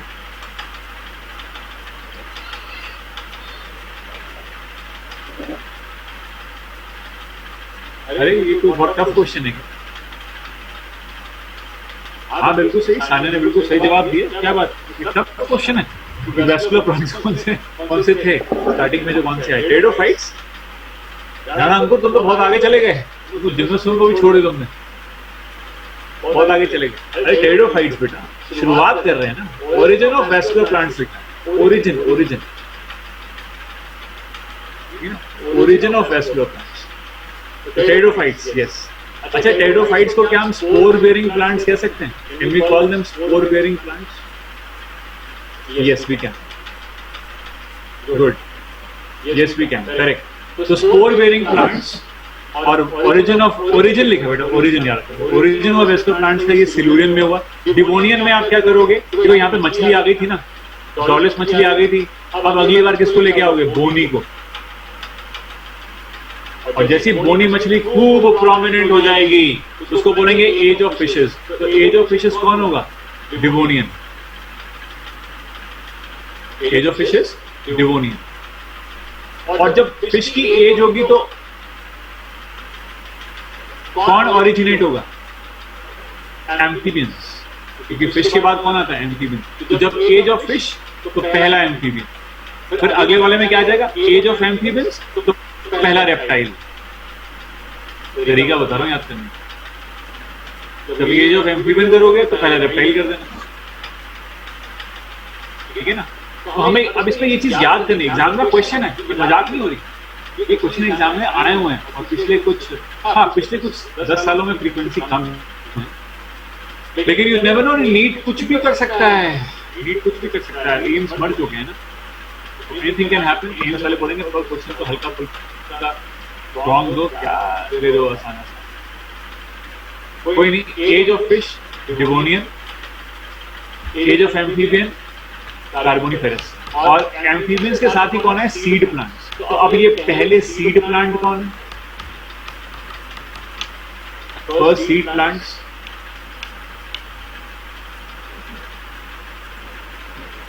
वेरी गुड, बिल्कुल सही जवाब दिए लोगों ने। स्वतंत्र रे, आपका जवाब गलत है। हाँ, नेकेड सीड्स ही लेके चलेंगे यार। सीड बोला, पहला सीड बोला। अब ये कवर्ड थोड़ी आएगा, पहला ओरिजिन के वाइज है तो नेकेड ही होगा ना, वो तो जिम्नोस्पर्म आ जाएंगे। बिल्कुल सही जवाब है। बहुत सारे बच्चों ने बिल्कुल सही जवाब दिया और किसी ने कुछ जवाब मॉस एंड फर्न्स भी दिया। मॉस भी दिया, मॉस ब्रायोफाइट्स तो कब से आ गया सीड? नहीं तो नहीं पता है क्या? पता नहीं। तो कोई बात नहीं। जिम्नोस्पर्म पहले सीड प्लांट, जिम्नोस्पर्म नीट का क्वेश्चन है ये नीट का क्वेश्चन है। फर्स्ट सीड प्लांट कार्बोनिफेरस, याद रखना। और साथ में कौन आया था? एम्फीबियन। रेप्टाइल आ गया। अब पर्मियन पीरियड में क्या हुआ है कि पर्मियन पीरियड में origin of mammal like reptiles है। Origin of mammal like reptiles. तो मैमल लाइक रेप्टाइल्स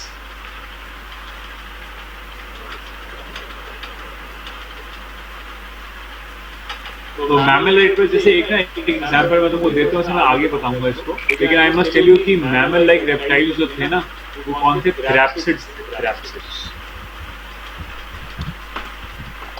इससे बने हमारे, इससे मैमल बना थ्रैप्सिड रेप्टाइल से, ठीक है? तो ये पढ़ लेंगे हम, बाद में आ जाएगा, ये आएगा आगे एवोल्यूशन ऑफ एनिमल्स में आएगा।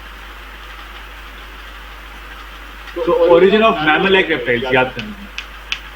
काफी सारे इंसेक्ट्स भी है, खैर इंसेक्ट वैसे मतलब नहीं है, जो बोल्ड में लिखा है वो याद रखो। और ये लिखा है ना रेडिएशन, तो रेडिएशन ऑफ रेप्टाइल का मतलब ये होता है कि रेप्टाइल की बहुत सारी स्पीशीज डेवलप करते हैं, उसका मतलब होता है रेडिएशन। फिलहाल हमने क्या याद करना? हमें याद करना है age of fish, age of amphibian, और ये origin of mammal like reptile, और हाँ कार्बोनिफेरस के अंदर एम्फीबियंस के साथ साथ ये सीड प्लांट्स। तो यही हमें जरूर याद करना ये जितना मैंने बोला, क्योंकि ये क्वेश्चन में आ रहा है। और इसके बाद अभी टाइम गैप की अगर बात करेंगे, if this is a time frame, तो टाइम फ्रेम अगर याद करने का तरीका अगर जानते हो तो बड़ा आसान होता है। जैसे मान लो कि मैं तुमको तरीका बताता हूँ, जैसे मान लो इसको ना 550 मान लेते हैं, 550। तो 550 को मैं 50 माइनस करो कितना आएगा, 500। 500 में 50 माइनस करो कितना आएगा, 450 आसपास है, 450 के आसपास। 450 में 50 माइनस करोगे 400 आसपास है।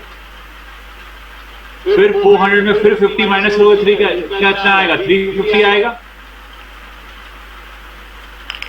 350 आएगा। 350 में 50 माइनस करेंगे तो 300 आएगा आसपास से। मतलब बीच में गैप ऑलमोस्ट 50 का, मतलब 20 से 50 का गैप है।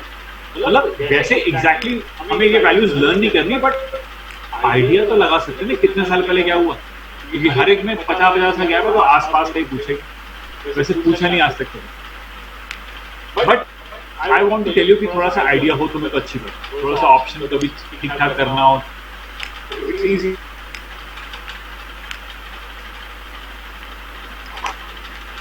अब रेप्टाइल आ गए जी, और रेप्टाइल का रेडिएशन हो रहा है, बहुत सारे रेप्टाइल के स्पीशीज बन रहे हैं। तो फिर करते हैं, अब रेप्टाइल को डोमिनेट करते हैं। तो अब आया मीसोजोइक एरा, ये था पेलियोजोइक एरा, अब आएगा मीसोजोइक एरा। और मीसोजोइक एरा के अंदर 3 पीरियड हैं, ट्रायासिक, जुरासिक, क्रिटेशियस।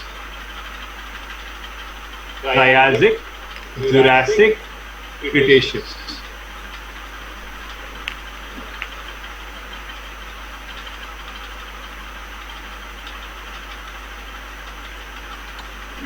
ट्रायासिक के अंदर बॉटम ट्रायासिक में, अब यहां भी 50 ले लो, तुमने इसको 300 माना था ना, इसको 300, तो 300 में 50 कम करो 250, 250 में 50 कम करो 200, 200 में 50 कम करो 150, 50 आ गया। तरीका अच्छा नहीं याद करने। अच्छा, ट्रायासिक में पहले डायनासोर आ गए और मैमल भी आ गए साथ में। ट्रायासिक में ये तीनों पीरियड इंपॉर्टेंट है भाई, ये तो तीनों आते हैं। पहला डायनासोर कब आया या पहला मैमल कब आया, याद रखिए ट्रायासिक में। उसके बाद डायनासोर को डोमिनेंट कर दीजिए, डायनासोर ही डायनासोर हर जगह, पृथ्वी पे खूब भागते हुए, पृथ्वी हिलाते हुए डायनासोर। जुरासिक में बच्चा जानता है, जुरासिक बच्चा जानता है। जुरासिक पीरियड, जुरासिक वर्ल्ड, ये सारी मूवीज में दे रखी है, जुरासिक पार्क। तो जुरासिक में जो है खैर छोटे भीम में भी दिखाए थे कुछ डायनासोर आसपास खेलते हुए, छोटे भीम भी, खैर अंकुर पल होते। तो जुरासिक में डायनासोर डोमिनेंट हो गया, खूब डायनासोर है, और पहली चिड़िया भी आ गई। अब ये जो चिड़िया थी ना, इसके पास दांत थे। अब मुझे बताओ कि ऐसी कोई चिड़िया जिसके पास दांत थे, टीथ प्रेजेंट, कौन हो सकता है?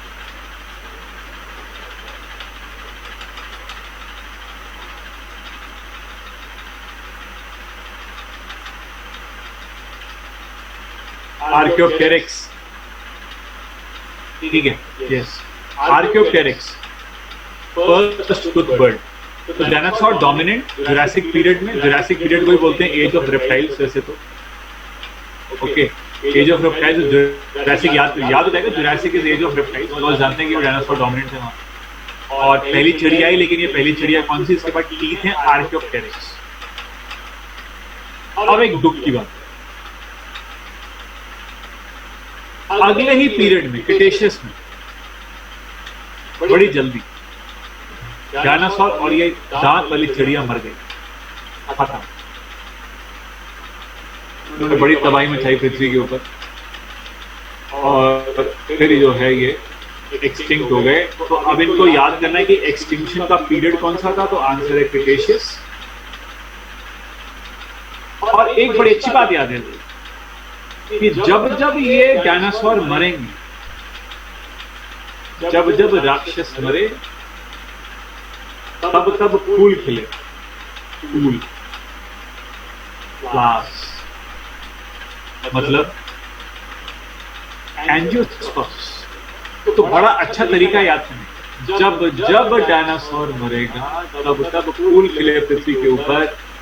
अच्छा वो ये गया क्योंकि इसने खा खा के अति मचा रखी थी, टनों के हिसाब से रोज खाते थे, सारा वेजिटेशन खत्म कर डाला। और फूल जो है इसलिए बने भगवान ने कहा तो फूल आएंगे। तो खैर मैं फिर भगवान की बात ले आया, कोई बात नहीं, बिकॉज मैं विश्वास रखता हूँ इसलिए। तो फिलहाल और पहली मॉडर्न चिड़िया भी आई, क्योंकि यहाँ पे वो चिड़िया मर गई दांत वाली, तो अब मॉडर्न चिड़िया ने बोला चलो अब हम उड़े, अब अच्छी अच्छी कलरफुल चिड़िया आ जाएगी। कलरफुल चिड़ियाएं, कलरफुल फूल, फ्लावर्स, ये आ गए जब डायनासोर मर गए और आर्थ्रोपेरिक्स भी मर गया। ठीक है ना, ये पॉइंट याद रखना, बहुत आसान है, कुछ नहीं। और फाइनली बस एक चीज और कि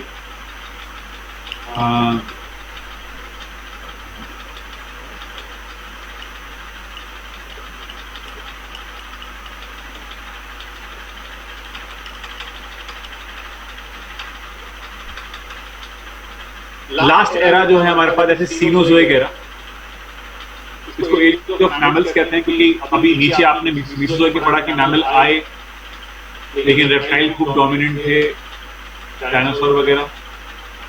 तो फिर अगला जो अब ये एज आया, इसमें अब रेप्टाइल तो बहुत डाउन हो गए क्योंकि सब मर गए डायनासोर वगैरह। फिर भी रेप्टाइल है, ऐसी बात नहीं है, रेप्टाइल को पूरा नहीं माना, डायनासोर को ही माना।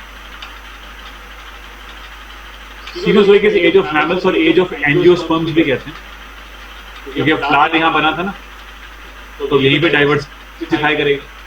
तो एज ऑफ एंजियोस्पर्म या एज ऑफ मैमल्स सीनोजोइक हो जाता है। और मीसोजोइक जो था ना, वो एज ऑफ रेप्टाइल था और एज ऑफ जिम्नोस्पर्म्स, क्योंकि रेप्टाइल के साथ आप जिम्नोस्पर्म रखो, ठीक है, और फिर अब जब मैमल आएगा तो आप उसके साथ एंजियोस्पर्म रखो। खैर आप ये तो बहुत इजी है, क्लियर हो जाएगा, क्योंकि पहले जिम्नोस्पर्म आए, बाद में एंजियो आए, रेप्टाइल आया, बाद में मैमल आया। इसमें बच्चों दो ही पीरियड्स हैं, तो बहुत आसान है याद करना, एक है टर्शियरी, एक है क्वाटरनरी, और इसमें फर्दर इपोक्स हैं। ठीक है, इपोक्स मैं पहली बार पढ़ा रहा हूँ, first time I am teaching you epochs this time, because this is the only era which we have epochs. Like we have Paleocene, Eocene, Oligocene, Miocene, Pliocene, Pleistocene, Holocene। तो ये सीन ही अलग, ठीक है। अब ये सीन क्यों अलग क्योंकि बताता हूँ मैं तुम्हें, क्योंकि इस सीन में ना मनुष्य आता है, तो जब मनुष्य आता है तो सीन क्रिएट होता है, ठीक है ना। तो because scene is always created by intellectuals, जैसे कि आप देखते हैं न्यूज में ना, न्यूज चैनल में सीन क्रिएट करता है, तूने ये किया, मैंने ये किया, वही सरकार ये कर रही है, मेरी सरकार ये, सीन क्रिएट, याद रखें। अब पेलियोसीन टाइम याद कर सकते हैं इसका, यहाँ पे आपका प्राइमेट, एक ऑर्डर था प्राइमेटा, जिसमें मंकीज, एप्स एंड ह्यूमंस आते हैं। तो प्राइमेटा के आने का टाइम क्या है, पेलियोसीन। फिर इयोसीन में हॉर्स आता है, घोड़ा आएगा यहाँ पे। ओलिगोसीन में एप्स और मंकीज आएंगे, चिंपैंजी, गोरिल्ला, आई मीन ये आपके गिबन नाम सुना होगा, गिबन ओरेंगुटैन। तो गिबन ओरेंगुटैन आए थे यहाँ पे ओलिगोसीन में, और साथ में आए थे मंकीज, बंदर। मायोसीन में खूब मैमल्स का रेडिएशन है, खूब मैमल बने, खूब तो रेडिएशन। प्लायोसीन के अंदर ape like ancestors of humans appear. Ape like ancestors का मतलब, जैसे हम इतना जानते हैं कि पहले हमारा जो एंसेस्टर था, पूर्वज, वो एप लाइक था, जैसे एक नाम ऑस्ट्रेलोपिथेकस है। अब अभी शायद ये थोड़ा सा अर्ली हो जा रहा है बताना, क्योंकि ह्यूमन एवोल्यूशन का टॉपिक आ गया, लेकिन वहां पे मैं बताऊंगा कि इसको हम एप मैन कहते हैं, ऑस्ट्रेलोपिथेकस, जैसे Dryopithecus, Australopithecus, Ramapithecus, Homo habilis, Homo erectus, Neanderthal man, Cro Magnon man और फिर मॉडर्न ह्यूमन। ये पूरा पढ़ाऊंगा मैं। तो जो भी एंसेस्टर है ना वो पहले एप जैसा था, तो इसलिए हम बोल रहे हैं ape like ancestors of humans appear. मनुष्य के वो एंसेस्टर जो कैसे दिखते हैं, एप लाइक हैं, which are ape like। तो ये आए करीब 5 मिलियन ईयर्स अगो। इनमें से कोई क्वेश्चन नहीं आया आज तक, कोई क्वेश्चन नहीं। हाँ, प्राइमेटा के लिए जो मैं बता रहा हूं कि पेलोसिन याद कर लो, बहुत पहले कोई क्वेश्चन तो क्वेश्चन आया है, वो ध्यान रखते हैं। डेफिनेटली क्वेश्चन क्या आ सकता है, किस चीज का आएगा, भाई जब मनुष्य कब आया, सारी बात तो ह्यूमन की है। ह्यूमंस कब आए, ह्यूमन सिविलाइजेशन कब आई, आइस एज के टाइम पे, और दैट वाज प्लीस्टोसीन। तो हमें याद करना कि Pleistocene is that epoch, Pleistocene is that epoch which is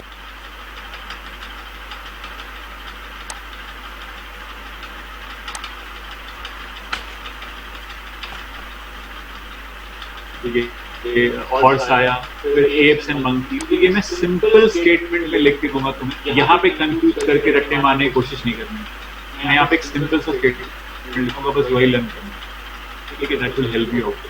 तो ये था। और आखिर में एक लास्ट चीज कि जैसे कि हम लोग जानते हैं कि अभी हमने पढ़ा कि आर्कियोप्टेरिक्स, आप जानते हो, it's a connecting link between reptiles and mammals. I hope you all know that, है ना। तो अब हम कहते हैं कि Archaeopteryx is a connecting link between reptile and mammal. तो इसका मतलब उसके पास दोनों फीचर होंगे। आई मीन उसके पास रेप्टाइल का फीचर भी होगा और उसके पास reptile and birds. Archaeopteryx is connecting link between reptiles and birds. तो रेप्टाइल के फीचर भी होंगे और बर्ड के फीचर भी होंगे उसके, है ना। तो रेप्टाइल के फीचर कौन कौन से उसके पास, ये थोड़े यहाँ पे सीरीज में ले रखे हैं कि भाई उसकी बॉडी एक्सिस कैसी है, लिजर्ड लाइक, एक लंबी सी पूंछ है इसके पास। Bones are not pneumatic. क्यों? अगर न्यूमैटिक होती तो फिर वो फीचर होता बर्ड का। तो bones are not pneumatic.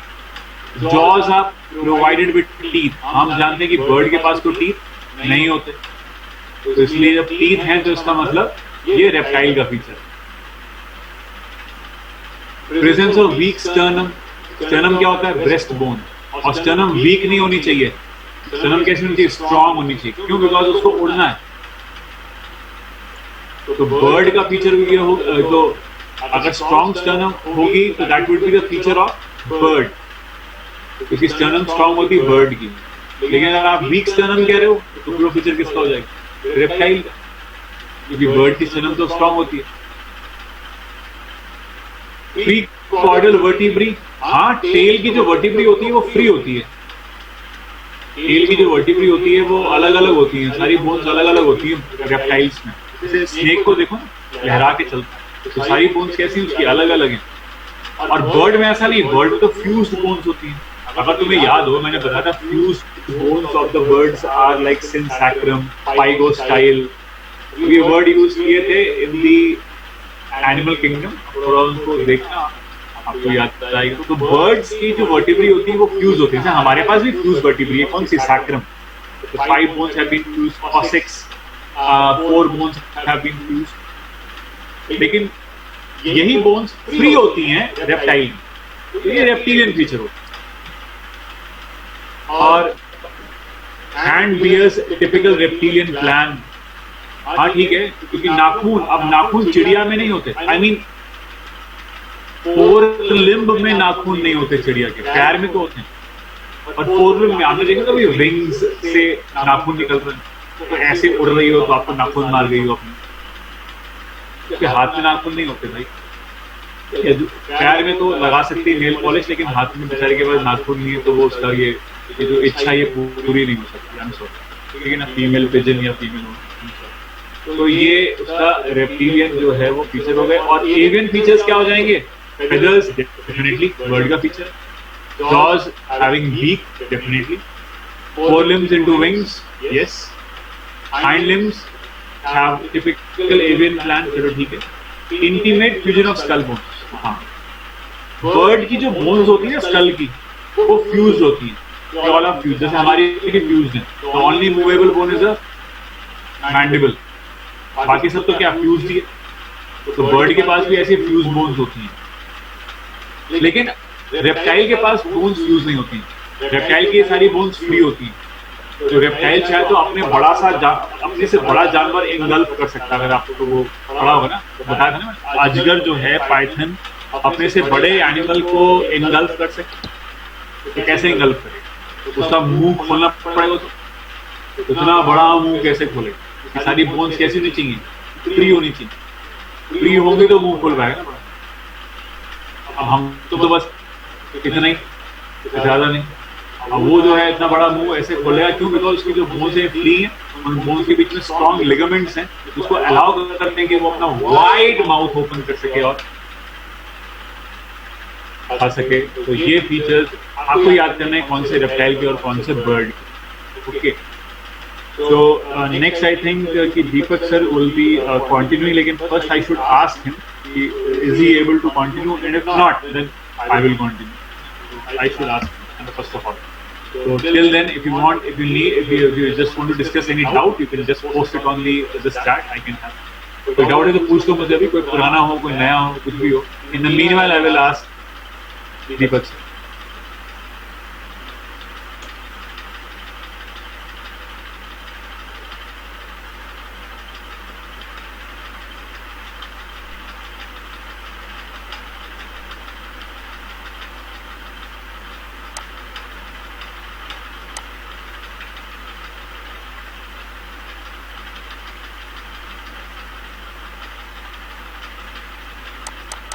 Python poisonous नहीं होता। Python is non poisonous.